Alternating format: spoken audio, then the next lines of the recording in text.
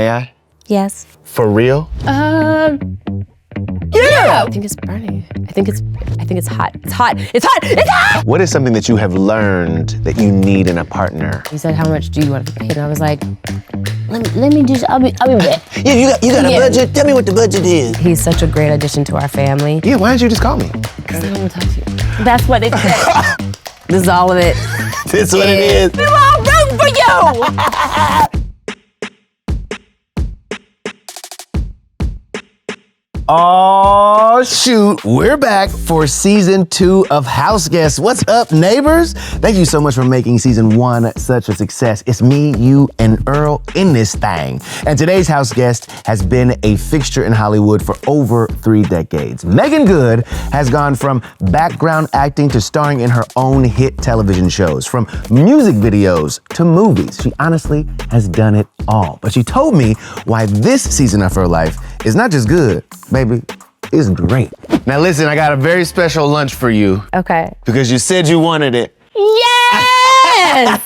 Yes! I don't know when the last time you had a good In-N-Out situation. And I almost... Ooh, and you got the spread. See, come on. This is official. Are you a burger girl or are you actually an In-N-Out, like it's the In-N-Out burger? So I'm a burger girl in general. Okay. But I love In-N-Out. I'm a California girl through and through. I like the simple, not a whole lot of like Stuff frills. on the menu. Now I do like my Thousand Island dressing, but yeah, I just like it simple. And I like that it's like a thin patty. You can see them doing it, you know, if you go in there and do the whole thing. And no, there's no surprises. No surprises. Animal style on the fries, typically. No. So I dip the fries. See? Because if they're already thin enough, you don't want a soggy fry. I don't. So In-N-Out is like the quintessential LA burger for folks who don't know. It is. My order is 2 double doubles. Really? But I heard that they make a 4x4, which is 4 patties, 4 slices of cheese, and 2 slices of bread. I usually do 2 cheeseburgers. What? But I just had breakfast. A late breakfast, so Meagan, what? It'll suffice. Who do you think has the best fries? Would you say McDonald's, Wendy's, In-N-Out, Chick-fil-A? McDonald's. McDonald's? Yeah. The best fries? I think so. Why do you say that? Because they're simple. They're just like thin, they're crispy, sometimes a little bit soft, but they always have a lot of flavor. Which I heard that I don't know if it's true. That they sprinkle crack on them. I believe that. I mean, it feels like they sprinkle crack. You can feel it in your mouth. As soon as you have a French fry from McDonald's, you're like, yeah. I've never had crack, but I bet that's what it feels like. It's a whole flavor. Because then once you have one, you can't stop. Look at you. Look at you. Because it's still warm and it's so fresh. So you're going Mickey D's. Mickey D's for fries. I would have said Chick-fil-A because the waffle fry, it gets Those are very good. The waffle fry I love because it tastes like an actual fry. Yeah. It doesn't feel like it's been tampered with. You know what I'm saying? You can see it where it was once a potato. So here's the weird thing too about my In-N-Out. So I get the tomatoes in it because I like the juice, but I don't like the taste of tomatoes because to me they taste like soggy water. So I like to have had them there. I might take a bite or two with them in there and then I pull them out. Finally, someone who is odd as me when it comes to food. I want the promise of tomato, but not the full experience. Exactly. You know, I want the potential of tomato, but not the real thing. Just a little bit of the taste and like the... And then buy. The essence. The soggy burger, there is nothing worse. Nothing. See, I go plain now because I just got so frustrated. It's just cheese. It's just cheese. It's just cheese. No Thousand Island? I sometimes will add like a little mustard and ketchup myself, but you know how you know the ratio you want on your stuff? Yeah. And that's see, important. See all this you're going through right now? See how this you're going through? See how this you're going through right now? I get to pick and choose. And then, because I'm trying to be good and not eat all the bread. So it's like my rule. Okay. I only eat as much bread as I need to make the bite complete with all the flavors popping. Yes, I feel that. I'm gonna tell you, I'm having right now a flashback to the white party in Miami for ABFF. Oh, wow. We were in the New World Center getting ready for panels and stuff like that. And they were like, what y'all doing tonight? We were like, nothing. About to go to this white party. You wanna host it? And we were like, yeah, we'll make it happen. Why not? I love it. They needed a host. And so we stepped in. And you know what? It's Jeff and Nicole Friday. I'll do anything for them. Anything. Yeah. It was so fun to see you down there promoting divorce in the black. Y'all took us on a trip. Yeah. Are people still walking up to you about that movie at this point? Yeah, people definitely. I think, Yeah, it's gonna be a while. It's gonna be a while. Yeah. What is typically the response? What do people say to you when they see you? Well, a lot of stuff. Mostly like, girl, you kill that man. Girl, why you stay with him? Right. You said you wasn't afraid. Girl, I'd have been afraid. Right. But mostly what I get is people who have gone through divorce, who are in that season of like, well, what do I do next? Or like that shame initially, or that, I don't know if I can love again. And for them, it was very inspiring to see a character that's like, no, you got to pick yourself back up. Like, you got to put it back together. You got to figure it out. You got to continue to live. Did you know that Corey had that in him, that he would be able to take it there? Absolutely. I know him as a very talented actor. The bruh always delivers. As soon as I saw the sideburns, I was like, oh, snap. Yeah. Oh, He created a character. Right, walking different and everything. Yeah. Was there a moment when you guys were on set that you knew, oh, we are locked in? There was, but I knew before that because I had just gone through divorce. Right. And I knew that he was going through divorce. And I remember going to the premiere of Brotherly Love and being like, Corey, I was like, you're really, really good. Like, I've known him probably since I was like 18 or 19. Yeah, long time, And I just didn't know how good he was. So when I saw Brotherly Love, I was like, that's crazy. So then when we, came together, we were doing this, I just already knew. I was like, you're in the headspace. You need to be in your creative bag. I know that you're a brilliant actor.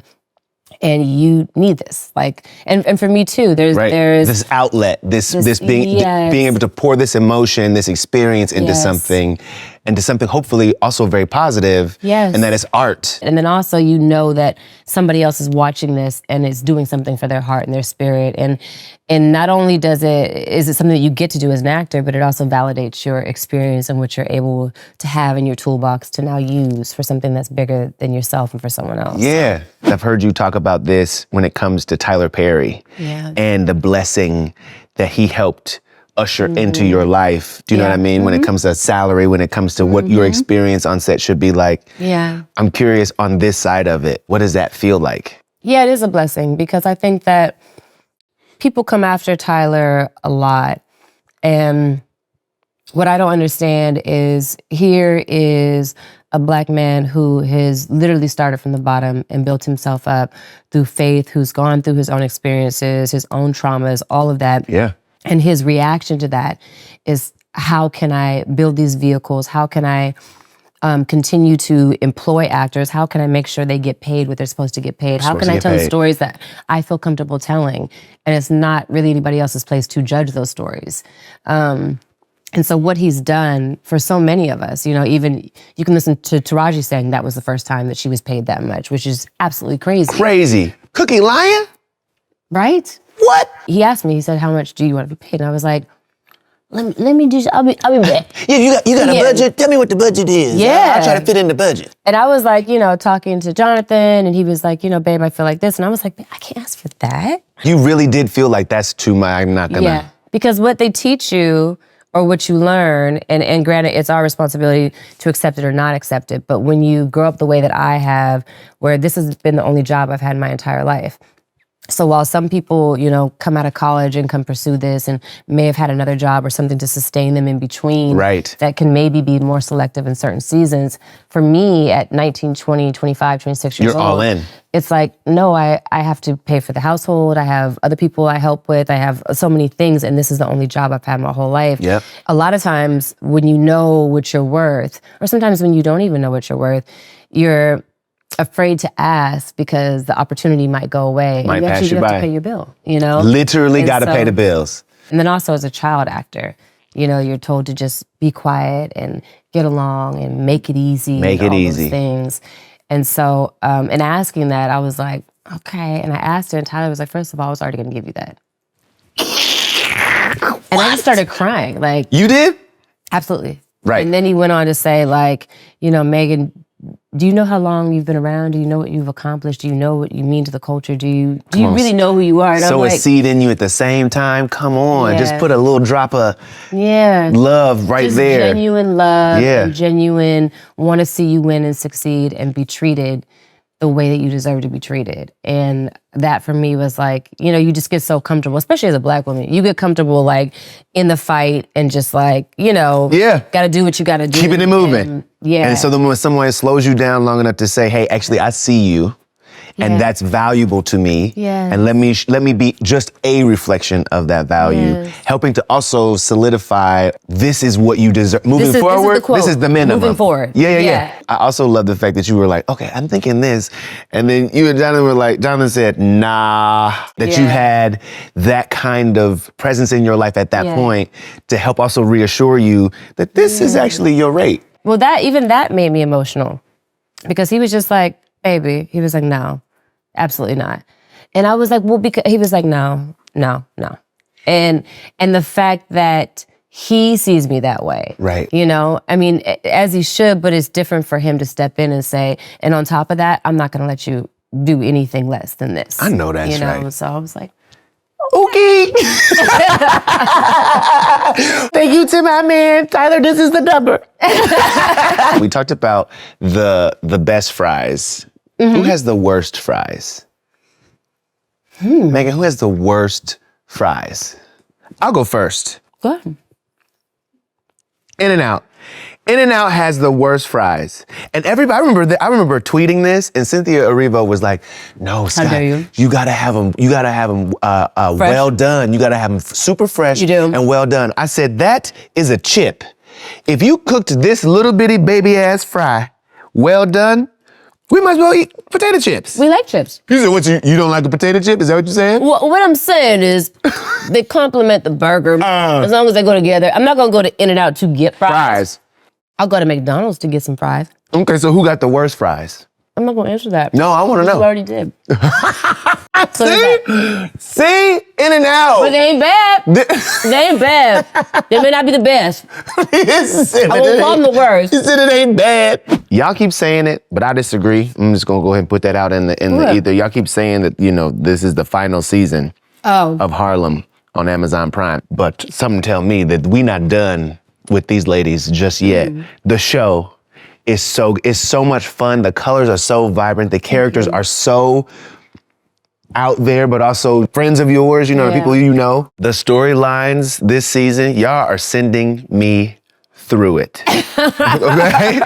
But I imagine that those four ladies, the group chat that they have is fire. Yeah. Do you have your own group chats? Yes, we do. I want to know, what is the most outrageous name for you? Because you know the group chat, just the name alone sometimes it tells you everything you need to know. Well, ours is very PG. It's just the squad.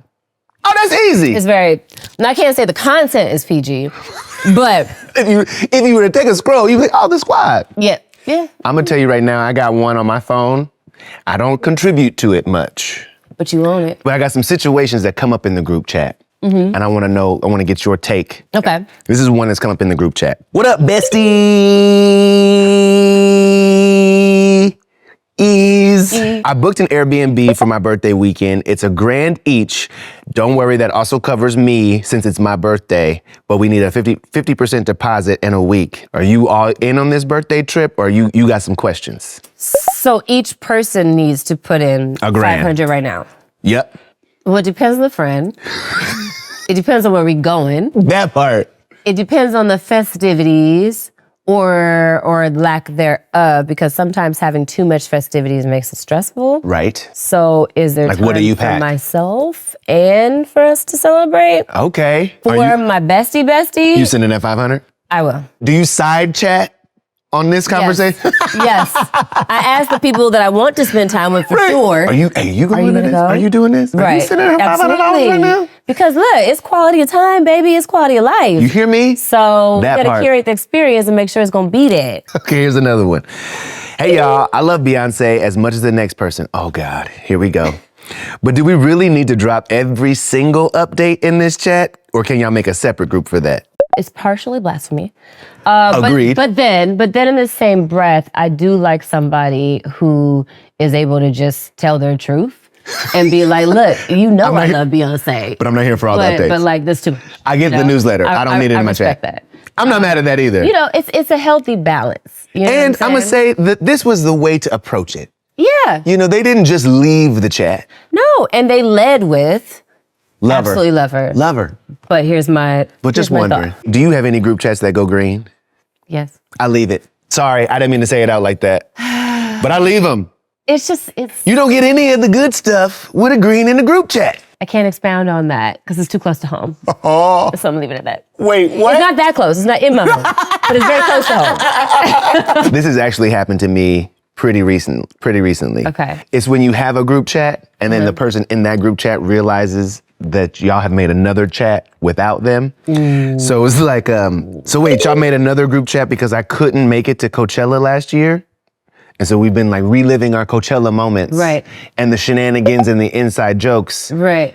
you know, within the group. I think that's respectful.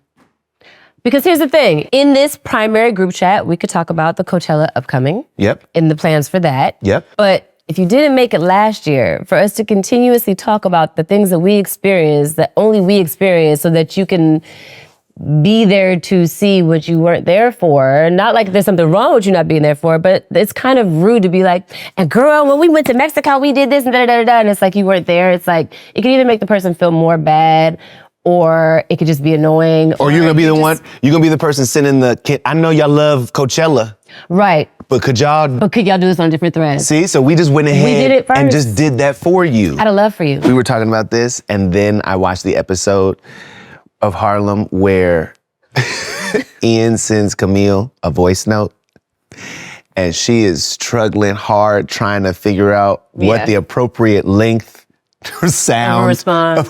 Yes. is gonna be. The voice notes. Do you voice note in real life?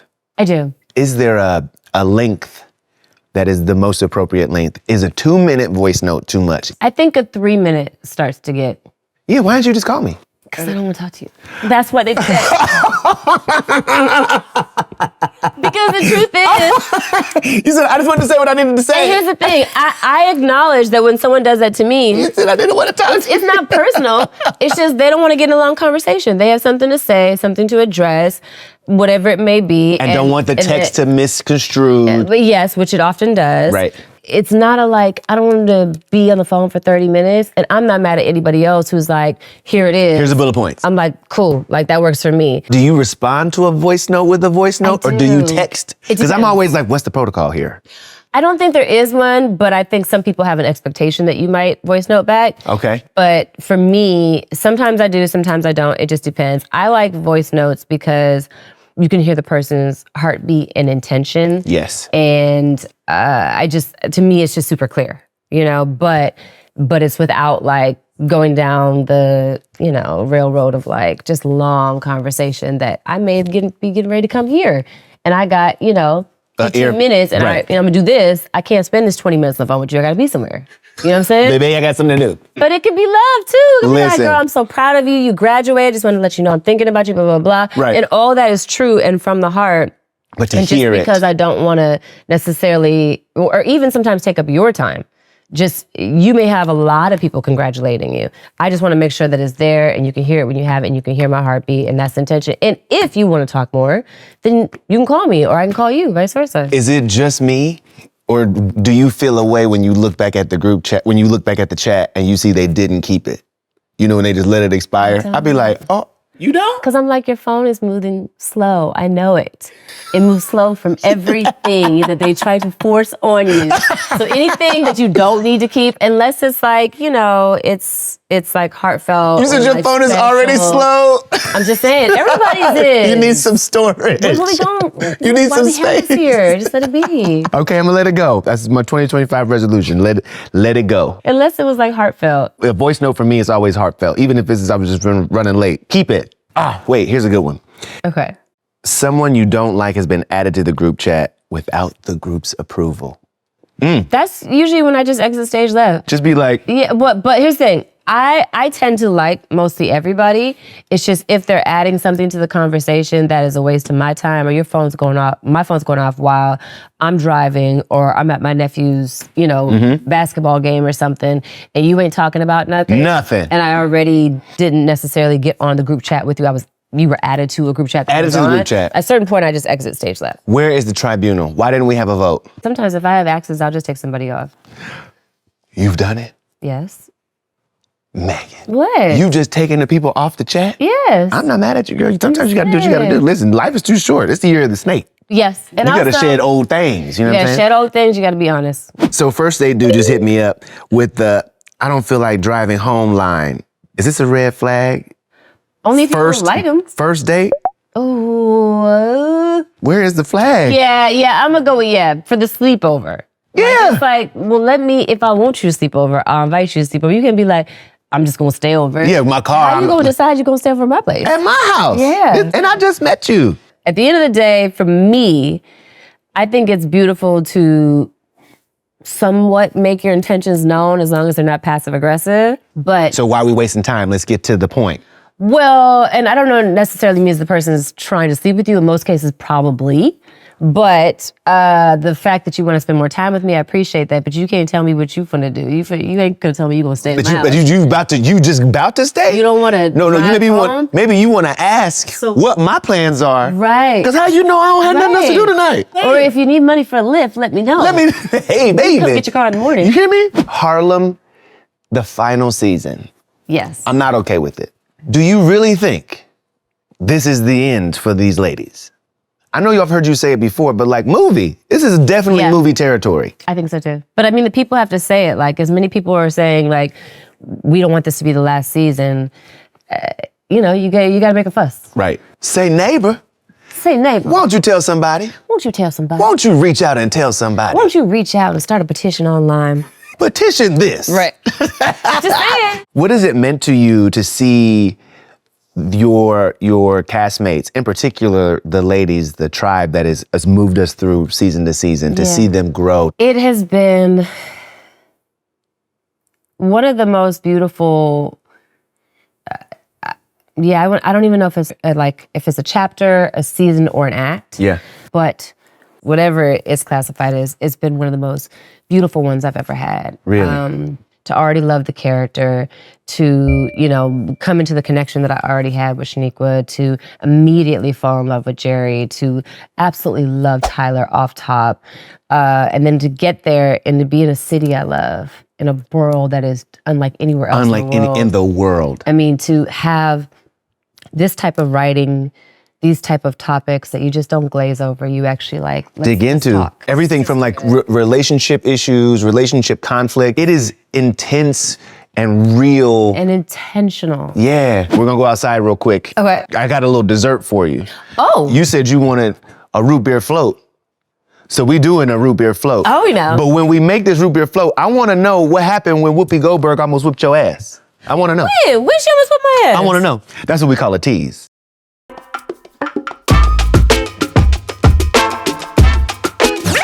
Neighbor, I almost forgot. Look at you looking all comfortable and cozy. I sure do hate to ask you to lift a finger, but do it and hit that subscribe button so you don't miss nothing.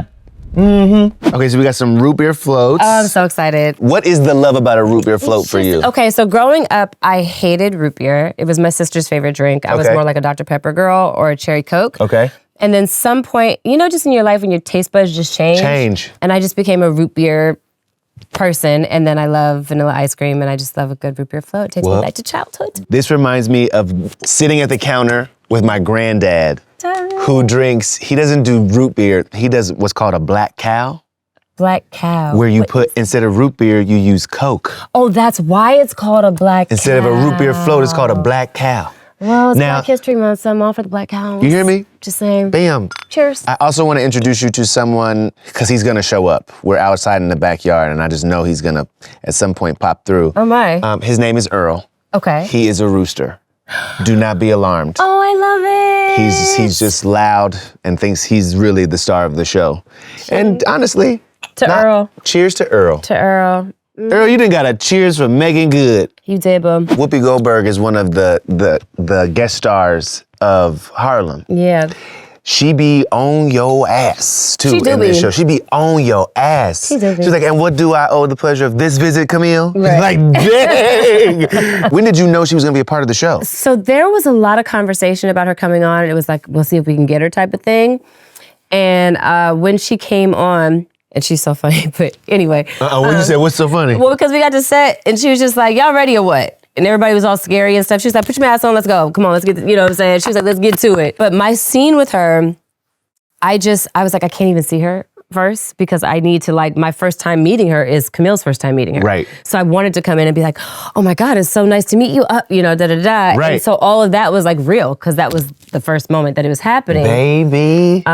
She is just unlike any other human being, just open and fun in all the things, but in real life, she's so caring and thoughtful, and she's such a just an advocate for women, for us succeeding, for us winning. I mean, she invited me and my sisters to come out to her place in Sardinia in Italy, so we were there for 2 weeks. You were in Italy with Whoopie Goldberg? Yes. What did y'all do? What did y'all eat? Tell me everything. Oh my God. Because that was the thing. We just had breakfast, lunch, and dinner. The rest of the day, just do your thing.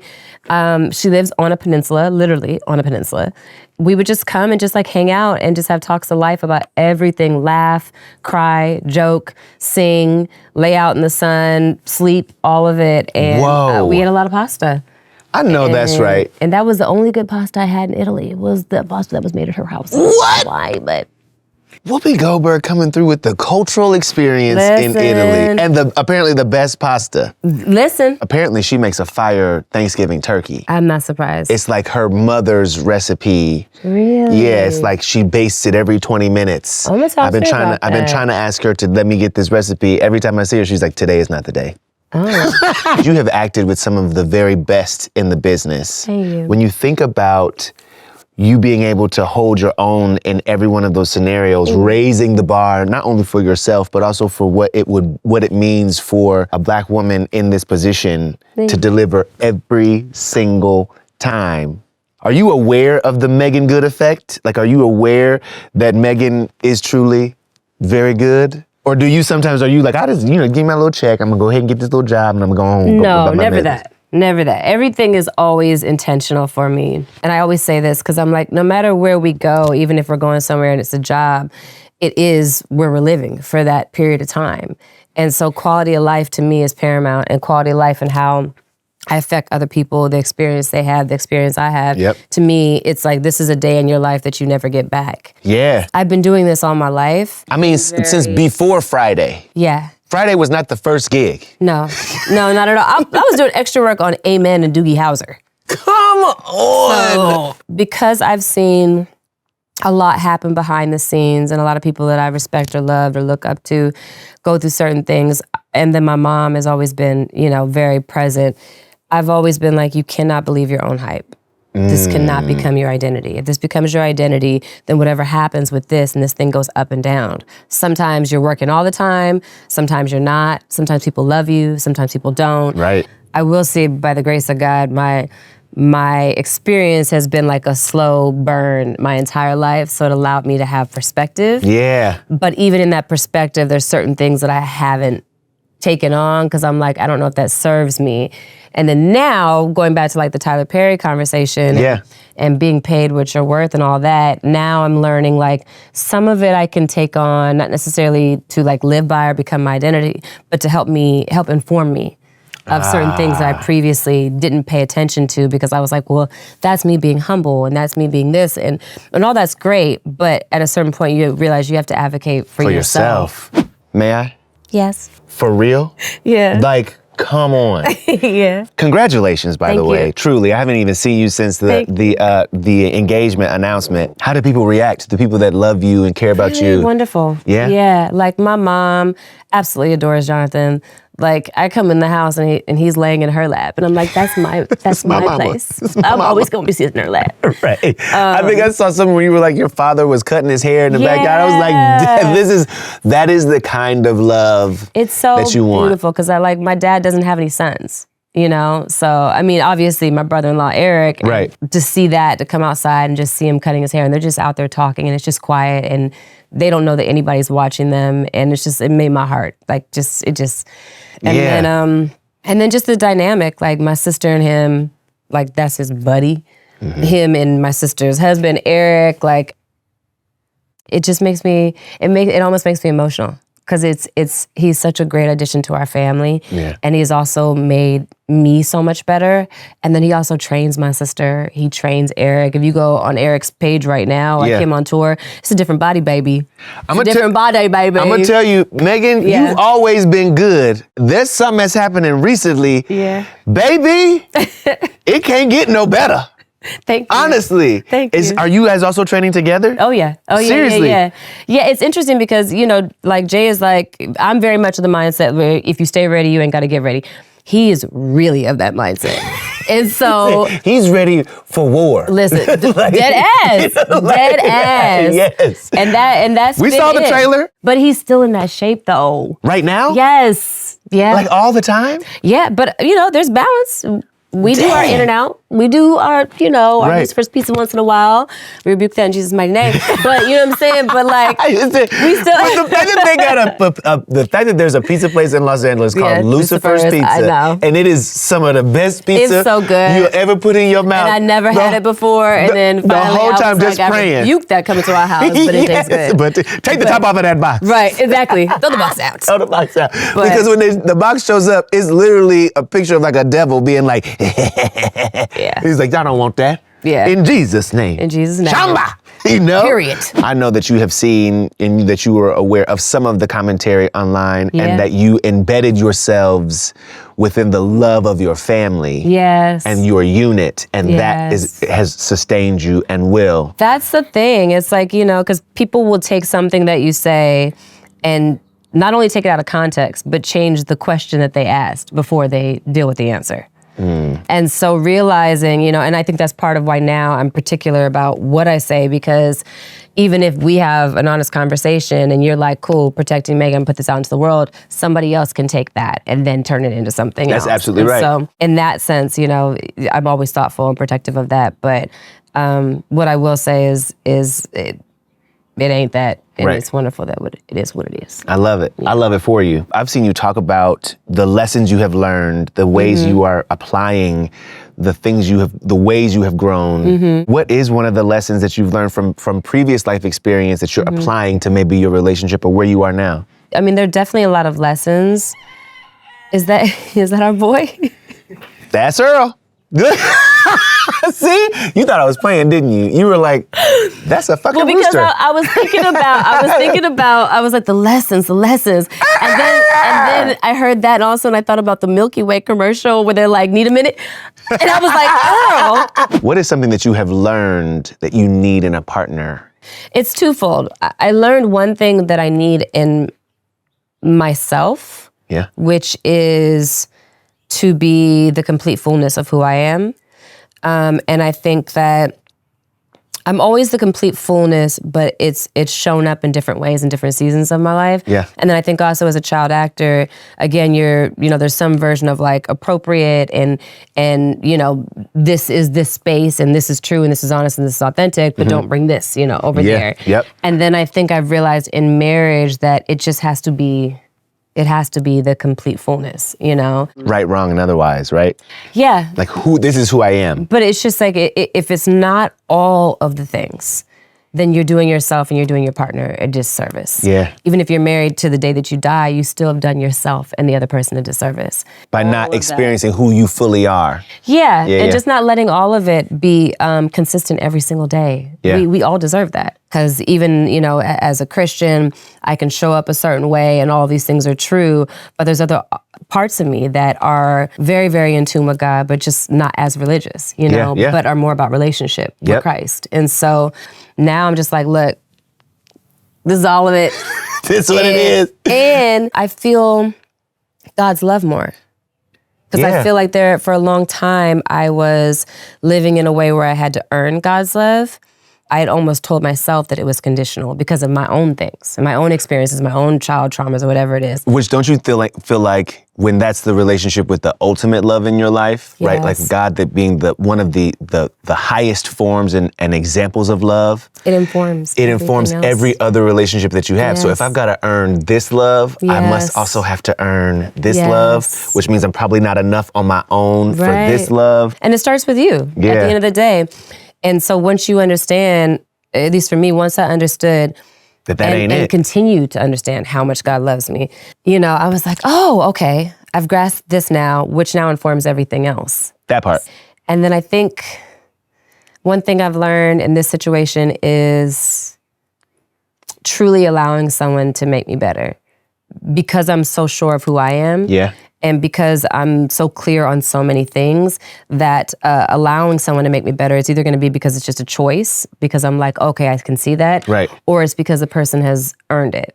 They're demonstrating. They've earned the ability to make me go, I'm actually going to rethink this and maybe do this differently, because I see who you are and I see the full intention that you have for me. And I also see that you also understand me. And then, you know, and then with Jonathan, it's like, I consider a lot of things and I'm like, he's right. This is good. And so I think because of that, like, I do have 17 abs. You're right. This is working. I'm just saying, like, this is working. But I tell you, he be getting me to that gym, baby. Because I was like a 10 o'clock, you know, gym person. Now I'm up at like 7:30. And What? He's in the gym every morning at 5, I think. He goes with his boys in the morning, then he goes with me, and then he trains my family again later. Dang. Yeah. That's love. It is love. Ooh, it's such good love. Do you feel like there are some commonalities between Camille? Absolutely. And Meagan? Now, Meagan don't crash out like that. True. She's gonna play herself like that. Oh my God, girl. Please stop showing up on this man's step. I know. It's crazy. It's crazy. He said, but wow. at least she's honest, though. True. But the transitions that Camille went through, the transition of career, of the idea overall of thinking, oh, you know, this are all the plans that I had for my life, and this is how I thought it was going to go. Yep. And now all of that's changing. And so how do I reset and then also embrace and then also get excited about and trust the process of whatever that looks like, you know, moving into the conversation about babies. And like, you know, there was for me a lot to investigate, because I was like, I know I want to be a mom. You do? Oh, absolutely. Really? Absolutely, yeah. Like, is that something you've always known, or did you come to that? I've come to that. Was there something that happened? Was there like did you see a baby, you were holding a baby and you were like, uh-oh, the feeling that people talk about is happening? I think it's more, because even my sister tell you, like when she got pregnant with my first nephew, she was like, I had to tell you something. I was like, okay, what? She's like, you can be her. We actually had this moment somewhere else, but just tell me you're pregnant. I'm gonna tell you my response. Okay, so Meg, I gotta tell you something. What?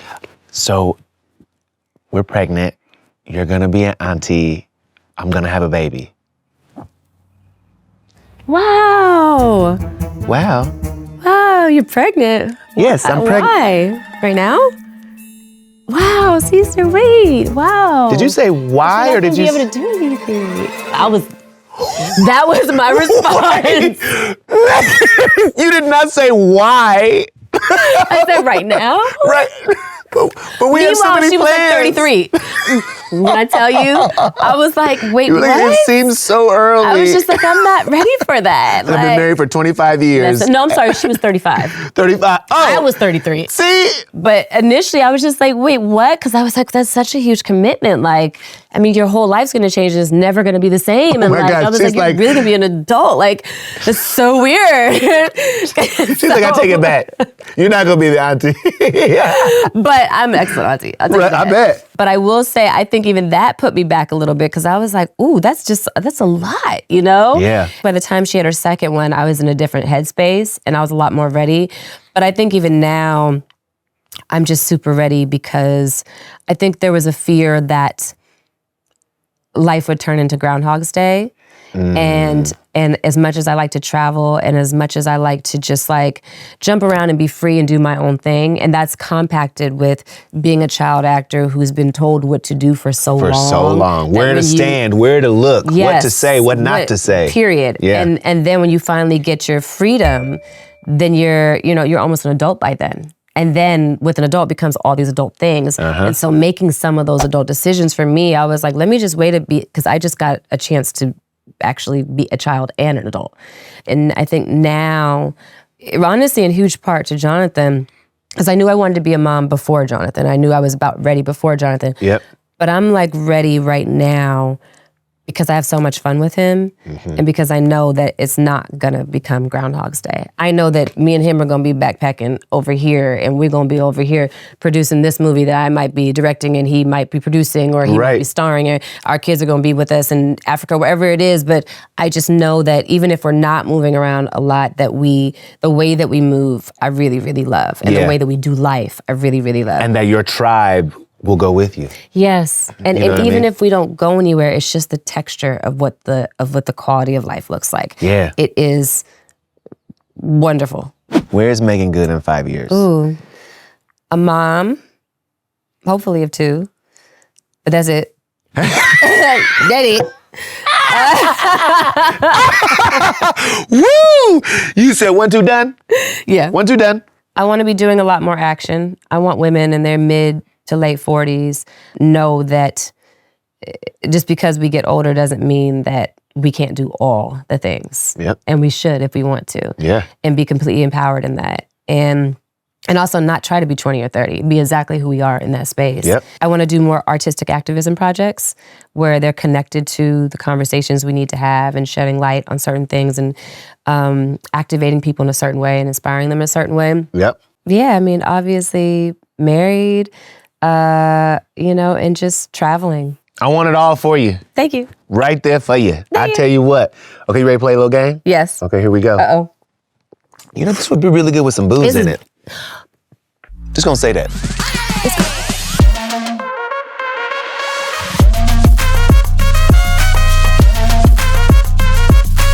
How competitive are you? I can be competitive. Okay. Like when it comes to like game night. One of my not great attributes is that if I don't feel like I could really win, I don't really like to compete. But I feel like I could really win, so I'm gonna compete. Okay. Oh, okay, good. I'm glad that you brought that energy today. I want to let everybody know that we have upgraded our root beer floats. to They are now adult root beer floats. floats. I mean, I have 3 shots in mine. I don't know how many you did. You did a couple. 2, 3. Yeah, or whatever. You know what I mean? Yeah, that part. Cheers. Been drinking it like there's no shots in it. I'll just say that. So we're gonna play a little game. Okay. It's called Come Correct to Connect. Okay. Think Trivia meets Connect 4. Okay. So before you can actually play Connect 4, you got to get the trivia answer correct. Okay. And our master of trivia will be Earl. Howdy, Megan and Scott. Wow, Scott. One last rule, just because we like to keep things spicy around here. At some point, Earl might say, switch, which means we switch colors. Oh, that's so shady. Earl is a shady boots kind of guy. Earl, first question. Okay. Okay, y'all, which movie popularized the line, "Bye, Felicia"?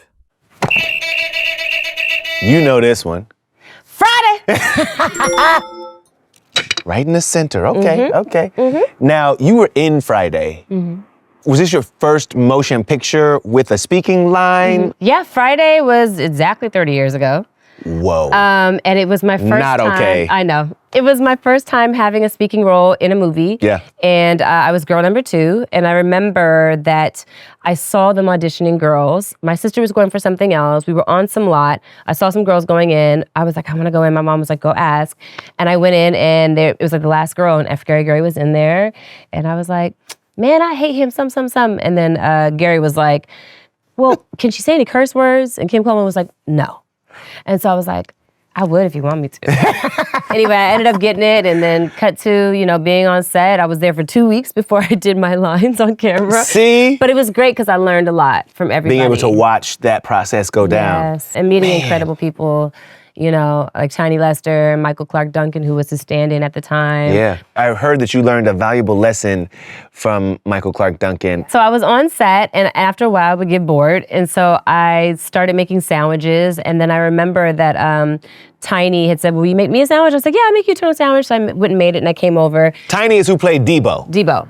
And Michael says to me, he said, would you make me a sandwich? I was like, well, no, you didn't ask me to. He was like, but you didn't ask me, and you asked Tiny.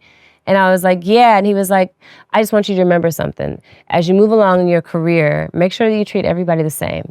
Every single person on set, from the cast to the crew to anybody. And that stuck with me. And so for me, I've always made a conscious effort to just I don't even have to remember it now, but just appreciating the fact that it takes every single one of us and every single job is important, and making sure that I always look everybody in the eye, same respect, the same love. For a long time, I'd go on projects and I wouldn't even know who the producers were or who certain people were. Right. Because I wanted to make sure that I was being consistent no matter what. The reason I wanted you to share this story in particular, I was moved by it because Michael Clark Duncan was actually my cousin. No. Yeah, so his aunt was my grandmother. Thelma Duncan was his aunt, or is his aunt, and she was my mama. And she had articles and everything of him, all of his accomplishments, and we would often talk about how proud she was of him and the kind of guy that he was. The kind of human being, absolutely. And so to hear you say that about him, I was watching and I was just like, yeah. Because it kind of brings it all full circle, you know what I mean? Success is how you touch people and how you change people. And my trajectory is partly informed by the importance of how I treat people on set. Indeed, absolutely. Yeah. All right, Earl, next question. What did Tyra Banks yell at contestant Tiffany Richardson on America's Next Top Model? Didn't neither one of us wait. I know. Okay, you go. You got it. We were all rooting for you. I've never yelled at a girl like this. We were rooting for you. When my mother yelled at us like this, it's because she loved us. On that note. Okay, I see what you think you're doing here. All right, Earl. While talking about holding space for the lyrics of Defying Gravity, what was Ariana Grande holding? I don't know that one. Cynthia Erivo's finger. For holding space, queer media. Let's see, I'm gonna go ahead and do a blockaroo. Okay. That was a bad block. Choice is already made. See, that's shot number 2. All right, neighbors. What's the next line from the character Jean Bertrand in Divorce in the Black's opening funeral scene? We're the Bertrands, baby, don't you forget it.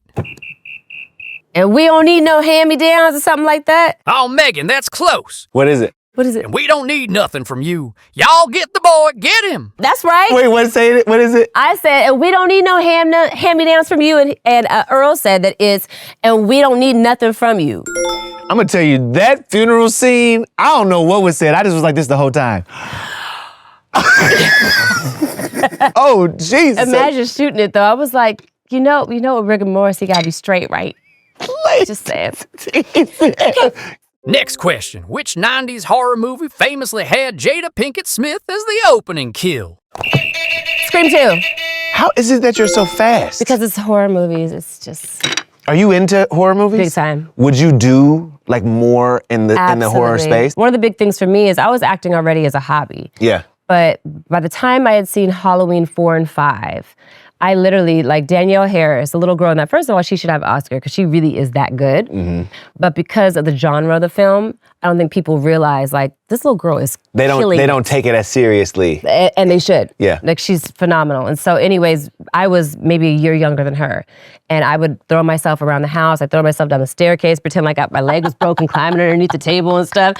I was just I just want to be a little girl in a horror movie and I want to die 10 different ways.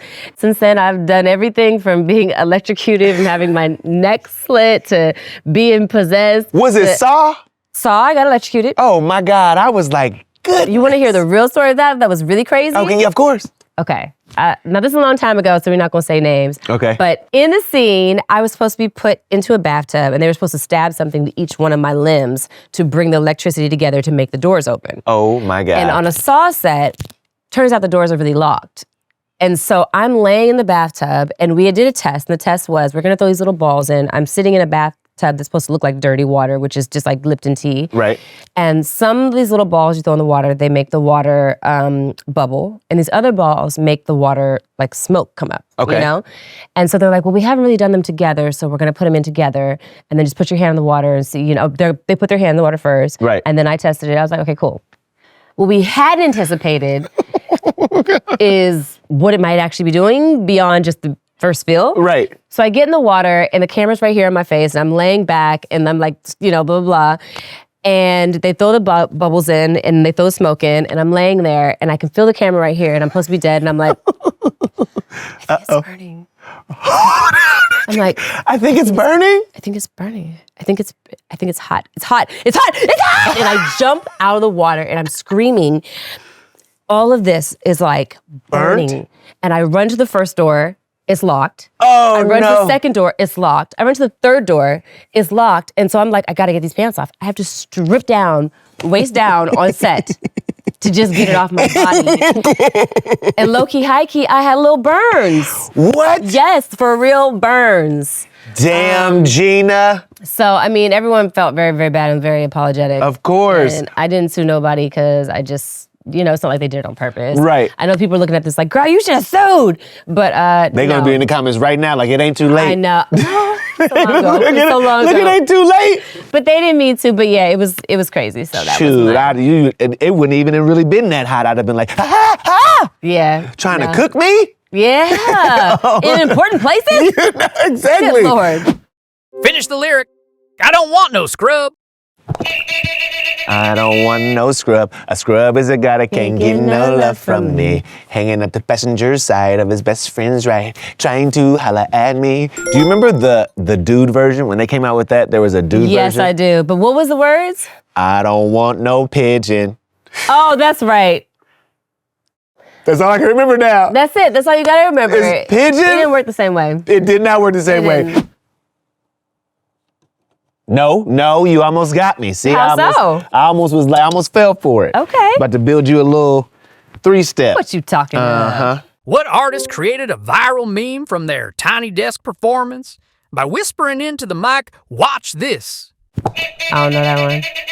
Watch this. That's Usher. Oh, Usher. And the only one I really watched was when my brother-in-law did the and he could do it. I mean, I'm just saying, it's shout out to Eric Bellinger, y'all. See? You know what I'm saying? But I can't didn't know do that it. was it because the Watch This, I'm sorry. Watch this. I love Usher. Mm-hmm. It was awesome. Oh my God. Good spirit. That concert. Yes. Woo-wee, get you where you need to be. Yes. All right, Earl. Switch colors. Okay. Okay. Get a little tired of your broken promises. Not promises. But respect to Keely. It's the best meme though.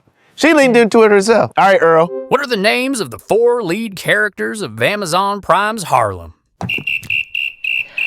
Camille, Cam, Angie, and Ty. And Ty. Ty's storylines also I know. crazy. Crazy, yeah. The mama and the daughter. I know. Baby. In that hallway. And I knew it was gonna happen, and I still was like, ooh. I mean, I read it, and I was there, and I still was shocked. I said, Jerry, oh my Man. God. If you don't know, you better start watching. Listen, Okay. Linda. Uh-huh. Okay. Finish the line from Poetic Justice. Don't be calling me no bitch. If I'm a bitch, Your mama, Your mama's, a bitch. they Period. still gonna fuck you up. And they still gonna fuck you up. Come on, Janet. Next question. How many kids does Nick Cannon have? Go ahead. I'm actually guessing 9?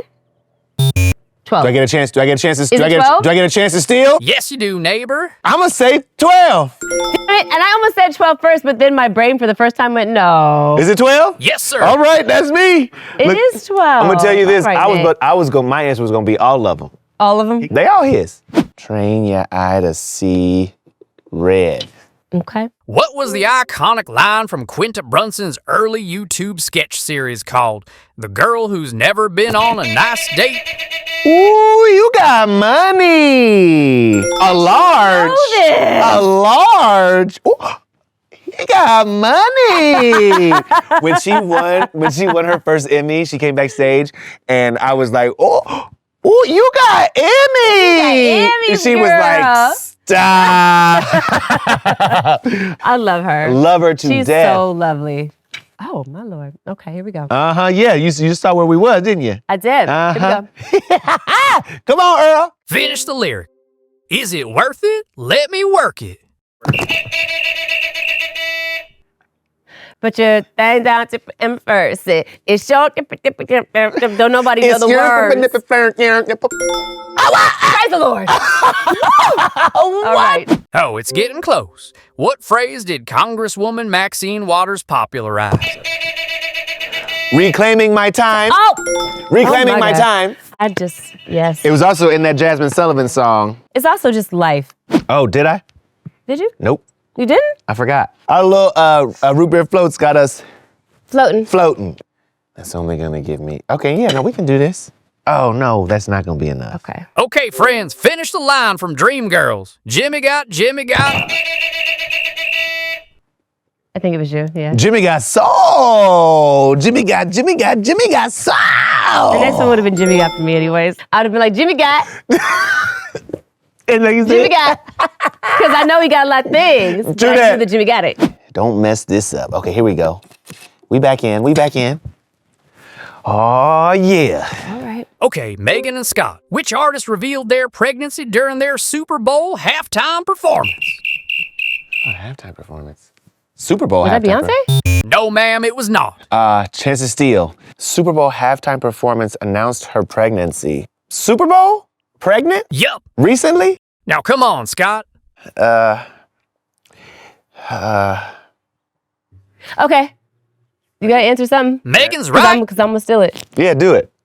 Rihanna. Oh, damn! I knew that. I was like, Katy Perry? I didn't want to say it out loud. Sam. Okay. Damn. What's the next line from Coming to America? What kind of chemicals you got in there? I put no chemicals. I don't know that You one. got berries and juices and stuff. Guess what, y'all? No! Megan is Juices our and berries. Juices and berries. You got juices and berries? Coming to America got me. It was the color change. See, Sam. I hooked you up. I don't know if that's true, but it's okay though. It was teamwork. You saying It was it's good for teamwork. you. I'll drink to that. It's good to you. Hey. I like it. That is definitely the second shot. But anyway. See that part? Listen, thank you so much for coming over. You are the bomb. Truly. You are the bomb. This was so much fun. This is so much So fun. much fun. Okay, all of the episodes for Harlem Yes. are out. Yeah. What do you want people to know about the end of that experience? I want people to know that we are so appreciative of the support Yeah. and the love and the place that they've allowed us to hold in just culture and the conversation, and for them running with us, and just, we would like a movie for y'all because we believe that we do deserve that last little chapter. Yeah. And I think just most of all, I hope that people know that we put our heart and soul and spirit into it. Listen, so much fun. So much Too much fun. Too much fun. Let's go do this. Subscribe, y'all. Hit it. But I won. Okay. I won. Okay. I won. All right. I won. Yeah, Earl hooked you up with the color change.